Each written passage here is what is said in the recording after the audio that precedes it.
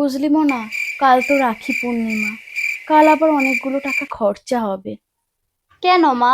কেন জানিস না উনি আসবেন? কে আসবে মা?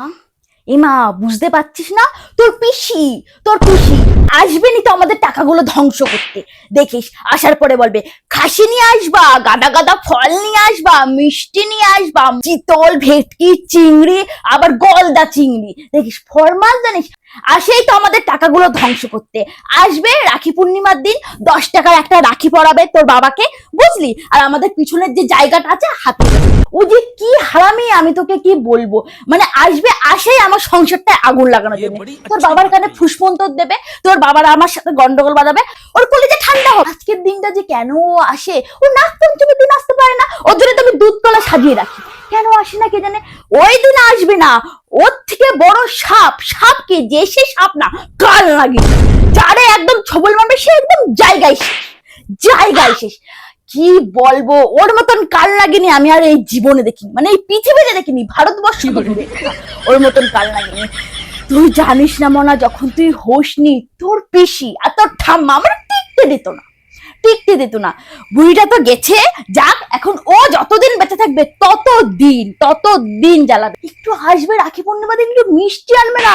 রাখিটা পর্যন্ত আগের বছর জানিস আমার কিনে দিতে হয়েছে। বলছে বৌদি তুমি একটা রাখি নিয়ে আসতে বলো তো দাদাকে। মানে ভাবটা, তুই রাখি পূর্ণিমা দিন কি করতে? ওরে খালি কালকে ভালো মন্দ খাওয়ালে হবে না, শাড়ি দিলে হবে না, ওরে ঠিক জমি লিখে দিতে হবে। ওর বিয়ের সময় কতগুলো টাকা খরচা হয় জানিস? তারপরে তো কালকে আবার নিজে একা একা আসবে না, যখনই আসবে 3-4টে করে ছেলে মেয়ে সাথে নিয়ে চলে আসবে। নাও 3-4টে ছেলে মেয়ে আসো, তাদের গড়ায় গন্ডায় খাওয়াও, আবার যাওয়ার সময় প্রত্যেকজনকে হয় 500 টাকা নয় 1000 টাকা করে দাও। কই তোদের হাতে একটা টাকাও দিয়েছে কখনো? বল, 10টা টাকা কি 1টা টাকা পর্যন্ত দিই। আবার ওনার কথা আছে, তোর বাবারে বলে রেখেছে যে ওনার মেয়ের যখন বিয়ে হবে তখন খাট, আলমারি, পালঙ্ক এসব দিতে হবে তোর বাবারে। আমার মেয়েগুলো নেই, আমার মেয়েগুলো কি বানের জলে এসেছে? ওই 1 টাকা তো লজেন হাতে করে নিয়ে আসিস না। মাঝে মাঝে খুব কষ্ট হয় রে মোনা, মাঝে মাঝে খুব কষ্ট হয়, কি বলবো। ও, এই বাড়ির সব কোথায় গেলে? হ্যাঁ দিদি, তুমি এসেছো, আসো আসো। ওর বাবাকে তো আমি এক্ষুনি বাজারে পাঠালাম, বললাম দিদির জন্য কিন্তু ভালো করে বাজার করে আনবে, মুরগি ফুরগি একদম আনবে না।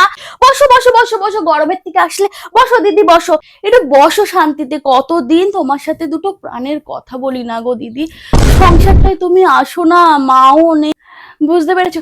এমন না, যা যা তুই এখান থেকে যা। আজকে আমরা দিদি বোন মিলে গল্প করবো। আমার দিদি এসে, আমার দিদি